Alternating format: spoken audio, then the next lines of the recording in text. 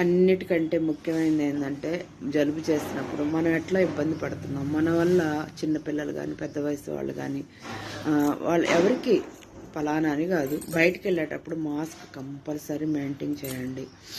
ఎవరో ఏదో మనల్ని ఏంటి ముసుగులు వేసుకున్నావు అని అన్నంత మాత్రాన మనకి ఊడేదేం లేదు, వాడికి పెరిగేదేం లేదు. సో మన ఆరోగ్యమే మనకి ముఖ్యం. ఆరోగ్యంగా ఉంటేనే నువ్వు ఏదైనా సాధించగలవు.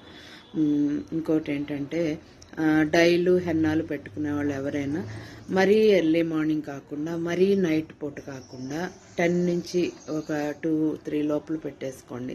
అలా పాటించండి. పసిపిల్లలకు కూడా వాడేం ఆఫీస్కి వెళ్ళేది ఏం లేదు కదా, ఎండబడ్డప్పుడే 10 అలాగా స్నానం చేయించండి. ఈవినింగ్ అయితే 4 లోపల. చిన్న చిన్నవి మనం పాటించుకుంటే కొన్ని అనారోగ్యాల నుంచి దూరం అవ్వచ్చు. కానీ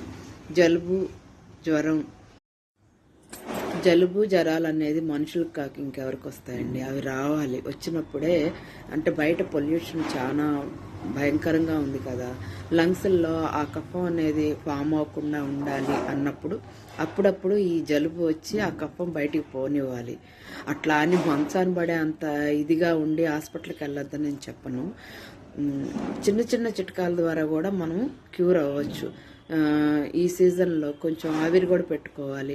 నీళ్లు కాగబెట్టుకొని పసుపు వేసుకొని కొంచెం తులసాకులు వేసుకొని ఆవిరి పెట్టుకోవడం. స్టీమింగ్ ఉంటే స్టీమింగ్లో యూకలిప్టస్ ఆయిల్ వేసేసుకొని ఆవిరి పెట్టుకుంటే చాలా రిలీఫ్ అవుతారు.